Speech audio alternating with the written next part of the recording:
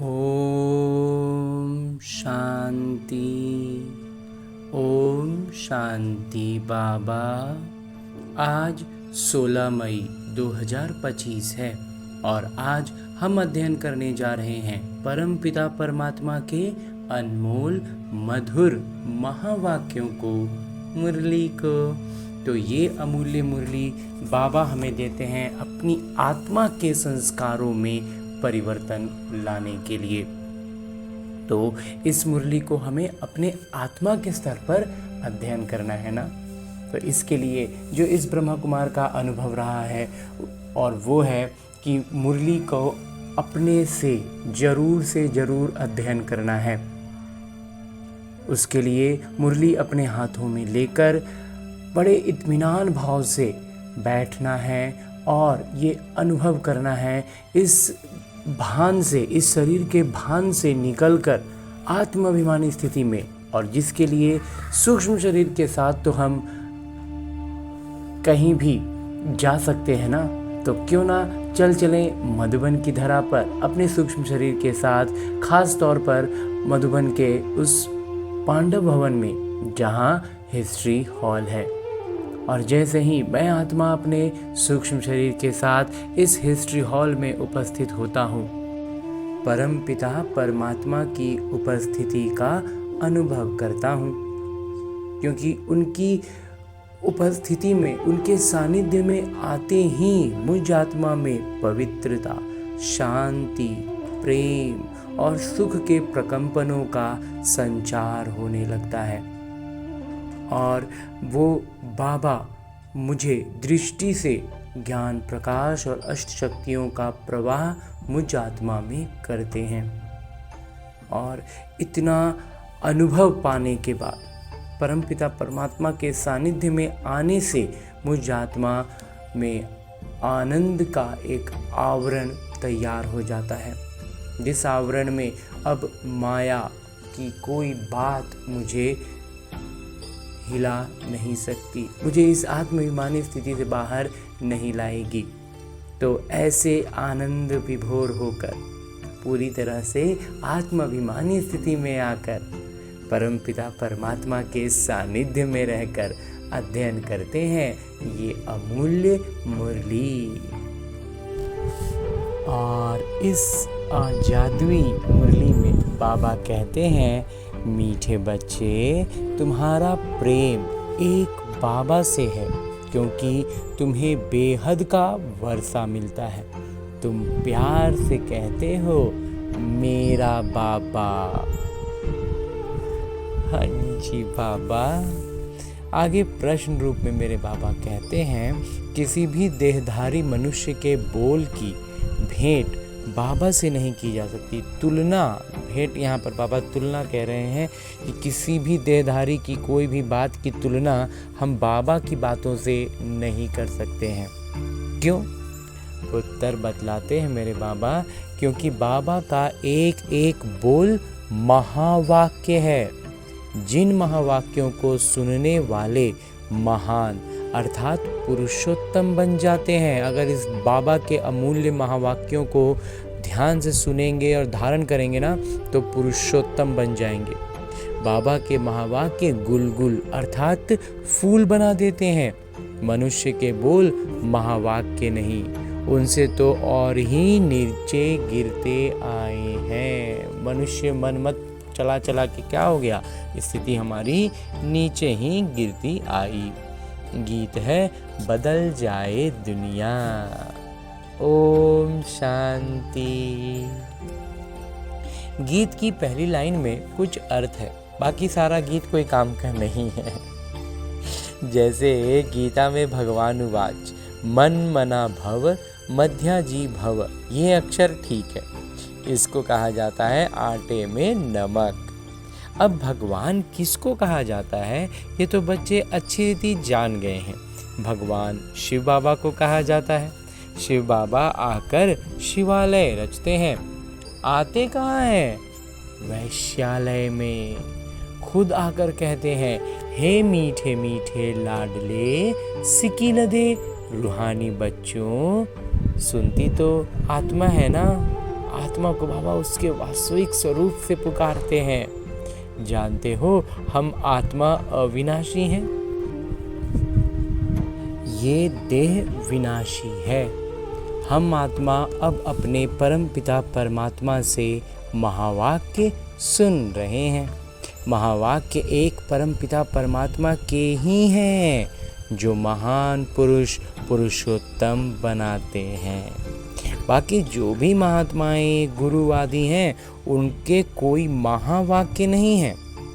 शिवोहम जो कहते हैं वो भी सही वाक्य है नहीं। अभी तुम बाबा से महावाक्य सुनकर गुलगुल बनते हो। कांटे और फूल में कितना फर्क है? अभी तुम बच्चे जानते हो, हमको कोई मनुष्य नहीं सुनाते हैं। इस पर शिव बाबा विराजमान है। इस ब्रह्मा बाबा के तन में शिव बाबा विराजमान है और वो हमें ये ज्ञान दे रहे हैं। वो भी आत्मा ही है, परंतु उनको कहा जाता है परम आत्मा। अभी पतित आत्माएं कहती हैं, हे परमात्मा आइए, आकर हमको पावन बनाइए। वो है ही परम पिता, परम बनाने वाले। तुम पुरुषोत्तम अर्थात सब पुरुषों में उत्तम पुरुष बनते हो। वो है देवताएं। परम पिता अक्षर बहुत मीठा है, सर्वव्यापी कह देते हैं तो मीठापन आता नहीं। तुम्हारे में भी बहुत थोड़े हैं जो प्यार से अंदर याद करते हैं। वो स्त्री पुरुष तो एक दूसरे को स्थूल याद करते हैं। जब लौकिक में जब बाबा कहते हैं, जब स्त्री पुरुष एक दूसरे को याद करते हैं, पति पत्नी या सगाई होती है उस समय जब याद करते हैं तो शरीर के साथ याद करते हैं ना। यहाँ तो शरीर की बात ही नहीं है। बाबा कहते हैं अंदर से दिल से याद करते हैं। ये है आत्माओं का परमात्मा को याद करना, बहुत प्यार से। भक्ति मार्ग में इतना प्यार से पूजा नहीं कर सकते, वो प्यार नहीं रहता। उस समय ना एक भावना होती है कि वो बहुत महान है, वो भगवान है, हम बहुत नीच हैं, पापी हैं। तो एक नौकर मालिक जैसा एक रिश्ता और हम उनसे मांगते रहते हैं तो अलग ही एक भावना होती है, वो प्यार नहीं उमड़ता है। और अभी तो बाबा ने जब ज्ञान हमारा इतना स्पष्ट कर दिया, हमें गोद में उठा लिया, तो हमें मालूम चलने लगता है कि हम बाबा से कितना प्यार कर सकते हैं और वो हमसे कितना प्यार कर रहे हैं। जानते ही नहीं तो प्रेम कैसे हो? उस समय ये रिश्ता ही नहीं जानते रहते हैं ना, तो प्रेम वो स्तर का होता ही नहीं है। एक भक्त की तरह भक्ति भले कर ले, प्यार नहीं कर सकते हैं। अभी तुम बच्चों का बहुत प्यार है। आत्मा कहती है मेरा बाबा। आत्माएं भाई भाई है ना, हर एक भाई कहते हैं बाबा ने हमको अपना परिचय दिया है। हर एक आत्मा को ये अनुभव होता है कि बाबा ने मुझे चुना है। ये अनुभव करते हैं ना हम सब, परंतु वो प्यार नहीं कहा जाता है। जिससे कुछ मिलता है उसमें प्रेम रहता है। बाबा कहते हैं जब किसी से कुछ मिलता है ना, तब वास्तव में वो प्रेम होता है। बाबा में बच्चों का प्रेम रहता है क्योंकि बाबा से वर्षा मिलता है। जितना ज़्यादा वर्षा उतना बच्चे का ज़्यादा प्रेम रहेगा। बाबा कहते हैं जितना ज़्यादा वर्षा रहेगा ना, उतना ज़्यादा प्रेम होगा। लेकिन ऐसा लगता नहीं है बाबा कि वर्षे के अनुसार हमारा प्रेम होगा। हमें अभी वर्तमान में ही इतनी खुशी बाबा दे देते हैं कि तो बीच बीच में थोड़ा बहुत माया आके डिस्टर्ब कर देता है, नहीं तो खुशी का पारा तो हमारा बहुत ही ऊपर उठ जाए। वो हमारी ही गलती है कि हम माया के चक्कर में फंस जाते हैं, नहीं तो बाबा तो हमें खूब प्यार कर रहे हैं। तो वर्षे का तो इसमें, लेकिन बाबा कहते हैं कैसा होता है, वर्षे के अनुसार प्यार होता है। प्रॉपर्टी है नहीं दादे के पास, तो फिर बाबा में इतना प्रेम नहीं रहेगा। बाबा कहते हैं कि लौकिक में ये होता है बाबा, कि जिसका माता पिता के पास, दादा के पास प्रॉपर्टी नहीं हो तो उतना प्यार नहीं करते हैं। लेकिन अलौकिक में ऐसा थोड़ी है बाबा। फिर दादे से प्रेम हो जाएगा, समझेंगे इनसे पैसा मिलेगा। तो जिसके पास प्रॉपर्टी होती है ना, उसमें थोड़ा लगाव बढ़ जाता है लोगों का। लौकिक रीति में ऐसा होता है। अभी तो है बेहद के पिता, लेकिन ये तो हमारे बेहद के पिता है ना। तुम बच्चे जानते हो हमको बाबा पढ़ाते, भगवान पढ़ाते हैं हमको। ये तो बहुत खुशी की बात है। भगवान हमारे पिता हैं, जिस रचता पिता को कोई भी नहीं जानते हैं। न जानने के कारण फिर अपने को पिता कह देते हैं। जैसे बच्चों से पूछो तुम्हारे पिता कौन, आखिर कह देते हैं हम। अभी तुम बच्चे जानते हो उन सब बापों का बाप है जरूर। हमको जो अभी बेहद के पिता मिले, उन सब जो अपने आप को बाप बताता है ना, बाबा कहते हैं उन सब बापों का बाप है बाबा। उनका कोई पिता नहीं, उनके ऊपर कोई पिता नहीं है। ये है ऊंचते ऊंच पिता। तो बच्चों के अंदर में खुशी रहनी चाहिए।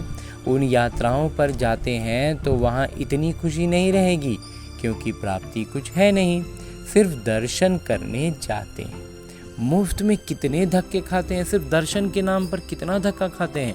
एक तो ये टिप्पण घिसी और दूसरा फिर पैसे की टिप्पण घिसी। एक तो शरीर का थकावट हुआ और एक पैसे की खर्च हुआ। पैसे बहुत खर्च करते, प्राप्ति कुछ नहीं। भक्ति मार्ग में अगर आमदनी होती तो भारतवासी बहुत साहूकार हो जाते। ये मंदिर आदि बनाने में करोड़ों रुपया खर्च करते हैं। तुम्हारा सोमनाथ का मंदिर एक नहीं था, सब राजाओं के पास मंदिर थे। तुमको कितने पैसे दिए थे, इतना पैसा दिए थे कि हम आज कल्पना नहीं कर सकते हैं। हर के पास इतना हीरे जवाहरातों के इतने बड़े बड़े मंदिर थे, महल थे। 5000 वर्ष पहले तुमको विश्व का मालिक बनाया था। एक बाबा ही ऐसे कहते हैं। आज से 5000 वर्ष पहले तुमको राजयोग सिखाकर ऐसा बनाया था। अभी तुम क्या बन गए? बुद्धि में आना चाहिए ना, हम कितना ऊंच थे। पुनर्जन्म लेते लेते एकदम पट आकर पड़े हैं, एकदम जिसको लौकिक भाषा में कहते हैं औंधे मुंह गिर गए, कौड़ी मिसल बन पड़े हैं। फिर अभी हम बाबा के पास जाते हैं, जो बाबा हमको विश्व का मालिक बनाते हैं। उन बाबा के पास, उन परमात्मा के पास जो हमें विश्व का ही मालिक बना देते हैं। ये एक ही यात्रा है। जब आत्माओं को बाबा मिलते हैं, पिता मिलते हैं, तो अंदर में वो प्रेम रहना चाहिए। तुम बच्चे जब यहाँ आते हो तो बुद्धि में रहना चाहिए कि हम उस पिता के पास जाते हैं, जिनसे हमको फिर से विश्व की बादशाही मिलती है। वो पिता हमको शिक्षा देते हैं, बच्चे दैवी गुण धारण करो, सर्वशक्तिवान पतित पावन मुझ पिता को याद करो। मैं कल्प कल्प आकर कहता हूँ कि मामेकम याद करो, तो विकर्म विनाश होंगे। दिल में ये आना चाहिए हम बेहद के पिता के पास आए हैं। बाबा कहते हैं मैं गुप्त हूँ, आत्मा कहती है मैं गुप्त हूँ। तुम समझते हो हम जाते हैं शिव बाबा के पास, ब्रह्मा दादा के पास, जो कंबाइंड है। ब्रह्मा बाबा और शिव बाबा कंबाइंड है, एक शरीर में दो आत्माएं हैं, तो कंबाइंड हुए ना, तो उनसे हम मिलने जाते हैं, जिससे हम विश्व का मालिक बनते हैं। उनसे मिलते हैं, उनसे वर्षा लेते हैं, तो विश्व का मालिक ही बन जाते हैं। अंदर में कितनी बेहद खुशी होनी चाहिए। जब मधुबन में आने के लिए अपने घर से निकलते हो तो अंदर में गदगद होना चाहिए। बाबा हमको पढ़ाने के लिए आए हैं, हमको दैवी गुण धारण करने की युक्ति बताते हैं। घर से निकलते समय ही अंदर में ये खुशी रहनी चाहिए। जैसे कन्या पति के साथ मिलती है तो जेवर आदि पहनती है तो मुखड़ा ही खिल जाता है। कुंवारी कन्या एक अलग उसका वो होता है, लेकिन समाज में हमारा जो रहा है परंपरा, इसमें जब शादी होती है तो फिर गहनों से भर दिया जाता है उनको, तो उनका एक अलग ही रौनक आती है, उन गहनों के साथ चेहरा भी खिल उठता है। तो बाबा कहते हैं ऐसे ही परमात्मा हमें दैविक गुणों से सुशोभित कर देते हैं ना, तो हमारा चेहरा भी खिल उठना चाहिए ना। वो मुखड़ा खिलता है दुख पाने के लिए। बाबा कहते हैं वो लौकिक में क्या होता है, उनको तो दुख ही मिलता है, फिर भी चेहरा मुखड़ा खिलता है। तो हमको तो बाबा सुख दे रहे हैं, तुम्हारा मुखड़ा खिलता है सदा सुख पाने के लिए। तो ऐसे पिता के पास आने समय कितनी खुशी होनी चाहिए। अभी हमको बेहद के पिता मिले हैं, सतयुग में जाएंगे फिर डिग्री कम हो जाएगी। अभी तो तुम ब्राह्मण ईश्वरीय संतान हो। भगवान बैठ पढ़ाते हैं, भगवान हमारे सम्मुख बैठे हैं और हमें पढ़ा रहे हैं। वो हमारे पिता भी हैं, शिक्षक भी हैं, पढ़ाते हैं, फिर पावन बनाकर साथ में भी ले जाएंगे। हम आत्मा अब इस छीछी रावण राज्य से छूटते हैं। अंदर में अथाह खुशी होनी चाहिए। जब बाबा विश्व का मालिक बनाते हैं तो पढ़ाई कितनी अच्छी रीति पढ़नी चाहिए। स्टूडेंट यानी छात्र अच्छी रीति पढ़ते हैं तो अच्छे अंक से पास होते हैं। बच्चे कहते हैं बाबा हम तो श्री नारायण बनेंगे। कहने को हम फटाक से कहते हैं हम तो नारायण बनेंगे। ये है ही सत्यनारायण की कथा, अर्थात नर से नारायण बनने की कथा। तो बनना तो वही है, उद्देश्य तो बाबा हमें वही देते हैं ना। वो झूठी कथाएं जन्म जन्मांतर सुनते आए हो। अभी बाबा से एक ही बार तुम सच्ची सच्ची कथा सुनते हो। वो फिर भक्ति मार्ग में चला आता है। जैसे शिव बाबा ने जन्म लिया उसकी फिर वर्ष वर्ष जयंती मनाते आए हैं। वो कब आए, क्या किया, कुछ भी नहीं जानते। अच्छा, कृष्ण जयंती मनाते हैं, वो भी कब आए, कैसे आए, कुछ भी पता नहीं है। कहते हैं कंसपुरी में आते हैं। अब वो पतित दुनिया में कैसे जन्म लेंगे। बच्चों को कितनी खुशी होनी चाहिए। हम बेहद के पिता के पास जाते हैं। अनुभव भी सुनाते हैं ना, हमको फलाने द्वारा तीर लगा, बाबा आए हैं। ये तीर लगने में जो निमित्त बना उनसे उनको भी दुआ मिलती है, खुशी उनका भी बढ़ जाता है। बस उस दिन से लेकर हम बाबा को ही याद करते हैं। ये तुम्हारी बड़े ते बड़े पिता के साथ पास आने की यात्रा है। ये जो यात्रा हमारी है ना, जीवन यात्रा जो कहते हैं, बाबा कहते हैं क्या है, बस हमको अपने बाबा के पास और अधिक निकट जाने का यात्रा है। बाबा तो चैतन्य है, बच्चों के पास जाते भी हैं। वो है जड़ यात्राएं, वो शरीर के साथ यात्राएं होती है। यहाँ तो बाबा चैतन्य है। जैसे हम आत्मा बोलती हैं वैसे वो परमात्मा भी बोलते हैं शरीर द्वारा। ये पढ़ाई है भविष्य 21 जन्म शरीर निर्वाह के लिए। यहाँ पर जो पढ़ाई पढ़ते हैं वो क्या होता है, एक शरीर निर्वाह के लिए। और ये जो बाबा हमें पढ़ाई पढ़ाते हैं ये 21 जन्म तक शरीर का निर्वाह का जुगाड़ हो गया। वो है सिर्फ इस जन्म के लिए, लौकिक होता है इस जन्म के लिए, और परमात्मा जो पढ़ाई पढ़ा रहे हैं 21 जन्मों के लिए हो गया। अब कौन सी पढ़ाई पढ़नी चाहिए, वह कौन सा धंधा करना चाहिए। बाबा कहते हैं दोनों करो। सन्यासियों मिसल घर बार छोड़ जंगल में नहीं जाना है। ये तो प्रवृत्ति मार्ग है ना, दोनों के लिए पढ़ाई है। सब तो पढ़ेंगे भी नहीं, कोई अच्छा पढ़ेंगे, कोई कम। कोई को एकदम झट तीर लग जाएगा, कोई तो तवाई मिसल बोलते रहेंगे। कहते हैं हाँ हम समझने की कोशिश करेंगे। कोई कहेंगे ये तो एकांत में समझने की बातें हैं, बस फिर गुम हो जाएंगे। अरे ये सब अभी प्रैक्टिकल में, आज की भाषा में लोग कहते हैं प्रैक्टिकल में ये सब काम नहीं करता। कोई को ज्ञान का तीर लगा तो झट आकर समझेंगे। कोई फिर कहेंगे हमको फुर्सत नहीं, तो समझो तीर लगा नहीं। देखो बाबा को तीर लगा तो फट से छोड़ दिया ना, समझा बादशाही मिलती है। उनके आगे ये क्या है, तो इस दुनिया का लौकिक, जबकि वो अभी के हिसाब से कितने बड़े अमीर थे फिर भी उनको सब पत्थर दिखने लगा था। और हम उनसे कितना कम है लौकिक रीति से भी, तब भी हमारा छूट नहीं रहा। हमको तो बाबा से राजाई लेनी है। ये नशा चढ़ गया कि अरे हमको जब विश्व की बादशाही मिल रही थी, ये सब क्या है, छोड़ो इसको। अभी बाबा कहते हैं वो धंधा आदि भी करो, सिर्फ 1 हफ्ता ये अच्छी रीति समझो। गृहस्थ व्यवहार भी संभालना है, रचना की पालना भी करनी है। जो बाल बच्चे हम लौकिक रीति से हैं उनकी संभालना, उनकी पालना भी करनी है। वो तो रचकर फिर भाग जाते हैं। सन्यासी जो करते हैं वो क्या करते हैं, बाल बच्चा है वैसे ही सबको छोड़ छाड़ के जंगल में चले गए। यहाँ बाबा ऐसा करने के लिए नहीं कहते हैं। बाबा कहते हैं तुमने रचा है तो फिर अच्छी रीति संभालो, समझो स्त्री अथवा बच्चा तुम्हारा कहना मानते हैं तो सपूत हैं, नहीं समझते हैं तो कपूत हैं। सपूत और कपूत का पता पड़ जाता है ना। बाबा कहते हैं कि इतना बढ़िया से बाबा बतलाते हैं कि जब किसी को तीर लग गया तो तुरंत समझेगा, तुरंत समय निकालने लगेगा, और जो नहीं समझ में आया तो कहेगा कि हमको फुर्सत नहीं है। फुर्सत नहीं कहने का मतलब है कि उसको तीर नहीं लगी है बात की।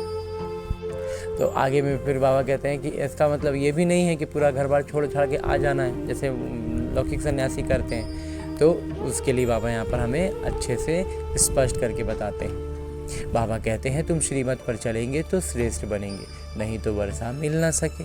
पवित्र बन सपूत बच्चा बन, नाम बाला करो। तीर लग गया फिर तो कहेंगे बस अभी तो हम सच्ची कमाई करेंगे। बाबा आए हैं शिवालय में ले जाने के लिए, तो शिवालय में जाने के लिए फिर लायक बनना है, मेहनत है। बोलो अब शिव बाबा को याद करो, मौत सामने खड़ा है, कल्याण तो उनका भी करना है ना। बोलो अब याद करो तो विकर्म विनाश होंगे। तुम बच्चियों का फर्ज है पियर घर और ससुर घर का उद्धार करना। जब तुम्हें बुलावा होता है तो तुम्हारा फर्ज है उनका कल्याण करना। रहमदिल बनना चाहिए। पतित तमो प्रधान मनुष्यों को सतो प्रधान बनने का रास्ता बताना है। तुम जानते हो हर चीज नई से पुरानी जरूर होती है। नरक में सब पतित आत्माएं हैं, अब तो गंगा में स्नान कर पावन होने जाते हैं। पहले तो समझें कि हम पतित हैं, इसलिए पावन बनना है।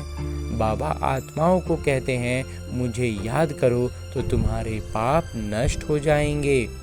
साधु संत आदि जो भी हैं सबको ये मेरा पैगाम दो कि बाबा कहते हैं मुझे याद करो। इस योग अग्नि से अथवा याद की यात्रा से तुम्हारी खाद निकलती जाएगी। तुम पवित्र बन मेरे पास आ जाएंगे, मैं तुम सबको साथ ले जाऊंगा। जैसे बिच्छू होता है चलता जाता है, जहाँ नरम चीज देखता है तो डंक मार देता है। पत्थर को डंक मार क्या करेगा? पत्थर में डंक इसलिए नहीं मारता है। तुम भी बाबा का परिचय दो। ये भी बाबा ने समझाया है। मेरे भगत कहाँ रहते हैं? शिव के मंदिर में, कृष्ण के मंदिर में, लक्ष्मी नारायण के मंदिर में। जो मंदिर आ रहे हैं ना उनमें अभी भी कहीं ना कहीं भक्ति की भावना, श्रद्धा है, तब तो वो आ रहे हैं। और आ रहे हैं तो मतलब उम्मीद है कि वो बाबा की बात को समझ पाएं, उनकी भक्ति का फल उनको हमें निमित्त बनाकर बाबा दें। तो भगत मेरी भक्ति करते रहते हैं तो बच्चे ना। मेरे से जो राज्य लिया था अब पूज्य से पुजारी बन गए हैं। देवताओं के भगत है ना। नंबर 1 है शिव की अव्यभिचारी भक्ति। फिर गिरते गिरते अभी तो भूत पूजा करने लगे हैं। शिव के पुजारियों को समझाने में सहज होगा। ये सब आत्माओं का पिता शिव बाबा हैं, स्वर्ग का वर्षा देते हैं। अभी बाबा कहते हैं मुझे याद करो तो विकर्म विनाश हो। हम तुमको पैगाम देते हैं। अब बाबा कहते हैं पतित पावन ज्ञान का सागर मैं हूँ, ज्ञान भी सुना रहा हूँ, पावन बनने के लिए योग भी सिखा रहा हूँ। ब्रह्मा तन से मैसेज दे रहा हूँ, मुझे याद करो। बाबा कहते हैं ब्रह्मा बाबा के तन से ये सारा ज्ञान बाबा हमें सुनाते हैं और मूल बात बताते हैं कि मुझे याद करो। अपने 84 जन्मों को याद करो। तुमको भगत मिलेंगे मंदिरों में और फिर कुंभ के मेले में, वहाँ तुम समझा सकते हो पतित पावन गंगा है या परमात्मा। तो बच्चों को ये खुशी रहनी चाहिए कि हम किसके पास जाते हैं। है कितना साधारण, क्या बड़ाई दिखाएं। इतने साधारण है कि क्या हम बड़ाई दिखाएं। शिव बाबा क्या करें जो बड़ा आदमी दिखाई पड़े। सन्यासी कपड़े तो पहन नहीं सकते। बाबा कहते हैं मैं तो साधारण तन लेता हूँ, तुम ही राय दो कि मैं क्या करूँ। बाबा हम बच्चों से पूछते हैं कि मैं क्या करूँ कि मैं बड़ा आदमी दिखूँ, इस रथ को क्या श्रृंगारूँ। वो हुसैन का घोड़ा निकालते हैं उनको श्रृंगारते हैं। यहाँ शिव बाबा का रथ फिर बैल बना दिया है। यहाँ तो मुस्लिम धर्म में हुसैन का घोड़ा था, घोड़ा मानते हैं तो घोड़ा को सजाते हैं। हमारे जो हिंदू कहते हैं तो हिंदू में शिव बाबा का रथ को बैल समझते हैं तो बैल को ही आगे में रख देते हैं। बैल के मस्तक में गोल गोल शिव का चित्र दिखाते हैं। अब शिव बाबा बैल में कहाँ से आएंगे? भला मंदिर में बैल क्यों रखा है? शंकर की सवारी कहते हैं, बैल को शंकर की सवारी कहते हैं। सूक्ष्म वतन में शंकर की सवारी होती है क्या? सूक्ष्म वतन में किसी को सवारी की ज़रूरत नहीं होती है। ये सब है भक्ति मार्ग जो ड्रामा में नूंद है। अच्छा, मीठे मीठे सिकिलते बच्चों प्रति माता पिता बाबा का याद प्यार और आशीर्वाद। रूहानी बाबा की रूहानी बच्चों को नमस्ते। हम रूहानी बच्चों की ओर से रूहानी माता पिता को याद प्यार और प्रणाम। धन्यवाद बाबा, धन्यवाद। मुरली के लिए भी धन्यवाद और इस अनूठे अलौकिक ब्राह्मण जीवन के लिए भी बहुत बहुत बहुत धन्यवाद बाबा, बहुत धन्यवाद। आगे आज की मुरली से लिए गए वो प्रमुख बिंदु हैं जिन्हें हमें अपने इस ब्राह्मण जीवन में धारण करने हैं। और ब्राह्मण सो फरिश्ता, फरिश्ता सो देवता बनना है। तो उसके लिए जो सबसे पहली बिंदु है वो है अपने आप से प्रतिज्ञा करनी है कि अभी हम सच्ची कमाई करेंगे, स्वयं को शिवालय में चलने के लायक बनाएंगे, सपूत बच्चा बनकर श्रीमत पर चलकर बाबा का नाम बाला करेंगे। दूसरा है रहम दिल बन तमो प्रधान मनुष्यों को सतो प्रधान बनाना है, सबका कल्याण करना है, मौत के पहले सबको बाबा की याद दिलानी है। अंतिम समय जो आ रहा है बाबा कहते हैं उसके पहले सबको बाबा का परिचय दे देना है, बाबा की याद दिलानी है। हाँ जी बाबा। और आगे मेरे बाबा वरदान दे रहे हैं।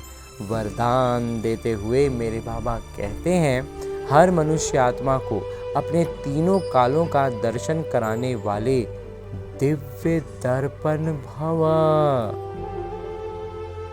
आज फिर बाबा ने जबरदस्त वरदान हमें दे दिया है कि हर मनुष्य आत्मा को, मतलब अज्ञानी आत्माओं को भी अपने तीनों कालों का दर्शन हो जाए, ऐसा दिव्य दर्पण हमें बनना। परमात्मा की प्रत्यक्षता हमसे तभी होगी जब हम स्वयं को पूरा पारदर्शी बना दें, बिल्कुल दर्पण बन जाएं, तब बाबा हमसे परावर्तित होकर उनको नजर आएंगे, हमसे झलकेंगे बाबा। विस्तार से बाबा कहते हैं कि आप बच्चे अब ऐसा दिव्य दर्पण बनो जिस दर्पण द्वारा हर मनुष्य आत्मा अपने तीनों कालों का दर्शन कर सके, उन्हें स्पष्ट दिखाई दे कि क्या था और अभी क्या हूँ और भविष्य में क्या बनना है।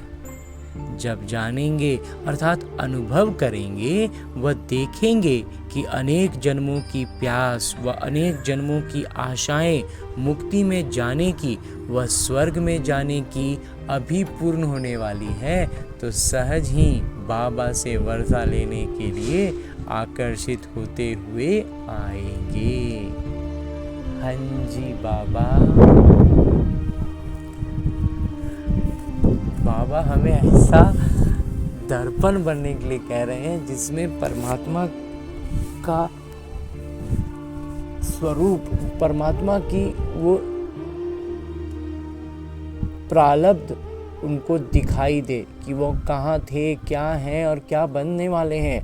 तो ये जब उनको दिख जाएगा ना, जैसे लौकिक रीति में हम कोई वीडियो देखते हैं, उसमें कुछ बता दिया जाता है तो उसका इम्पैक्ट कैसा होता है, वैसा तो वो तो सिर्फ आँखों के स्तर पर होता है। बाबा कहते हैं ये न केवल आँखों तक रहे बल्कि अनुभव में भी उनके आए, तब वो आकर्षित हो जाएंगे और दौड़े दौड़े आएंगे।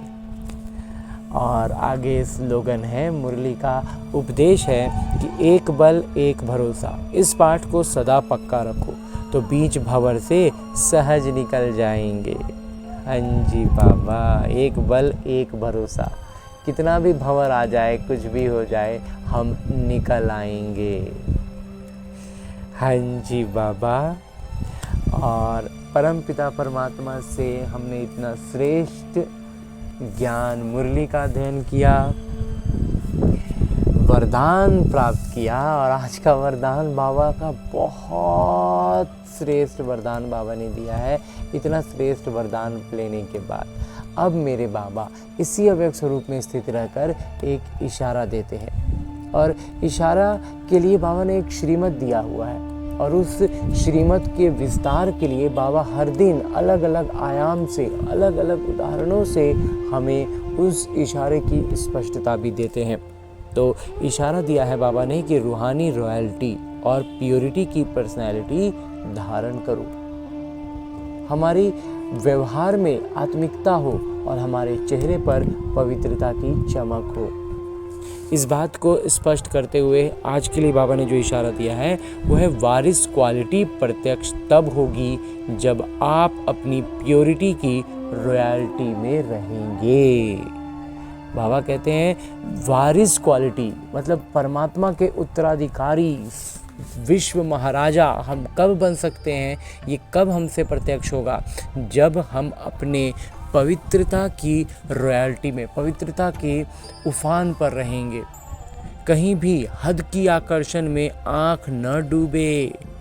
वारिस अर्थात अधिकारी, तो जो यहाँ सदा अधिकारी अवस्था पर रहते हैं, अधिकारी की अपने भान में रहते हैं कि हम विश्व महाराज हैं, हम कर्मेंद्रियों के मालिक हैं, तो इस अधिकार में रहते हैं। तो जो सदा अधिकारी की स्टेज पर रहते हैं, कभी भी माया के अधीन नहीं होते, अधिकारीपन के शुभ नशे में रहते हैं, ऐसे अधिकारी स्टेज वाले ही वहाँ भी अधिकारी बनते हैं। जो अभी आज इस समय लौकिक रीति की हर बात में अधिकारीपन का भान में रहते हैं, नशे में रहते हैं ना, बाबा कहते हैं वहीं फिर वहाँ भी स्वर्ग में भी अधिकारी होते हैं, राजा होते हैं। हाँ जी बाबा।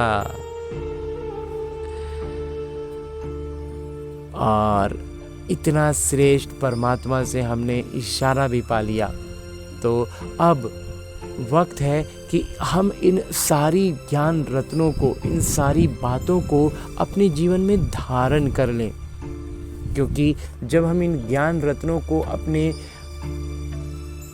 आत्मा के स्तर पर लेकर आएंगे ना, तो वो प्रत्यक्ष होगी, और तभी बाबा की प्रत्यक्षता होगी। क्योंकि ये ज्ञान की हर एक बात, आज बाबा ने कहा ना, बाबा की हर बात महावाक्य है, तो ये महावाक्य हमसे जब झलकेंगी तब बाबा की प्रत्यक्षता होगी। तो बाबा की प्रत्यक्षता करनी है, बाबा का बातों को हमारे से झलकनी चाहिए, हम दर्पण बन जाएं, इतना अपना हर देहभान को हम समाप्त कर पाएं।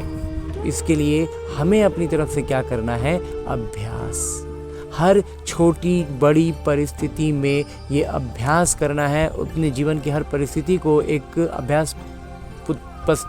अभ्यास पुस्तिका का एक प्रश्न समझना है, और उस प्रश्न का उत्तर के रूप में अपनी प्रतिक्रिया देनी है।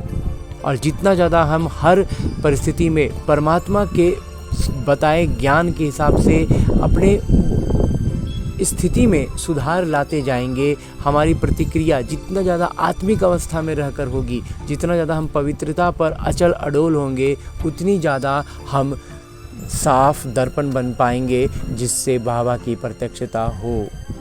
तो फिर हमें शब्दों पर निर्भर नहीं होना होगा, हमारी स्थिति ही सामने वाली आत्मा को इतना आकर्षित कर देगी, उन्हें अपने तीनों कालों के दर्शन करा देगी कि वो दौड़े दौड़े आएंगे। तो इस श्रेष्ठ उम्मीद के साथ, इस श्रेष्ठ उद्देश्य को लेकर, शुभ भावना और शुभ कामनाओं से भरपूर होकर लौटते हैं अपने किरदार में, अपने इस स्थूल शरीर में। अच्छा, ओम शांति।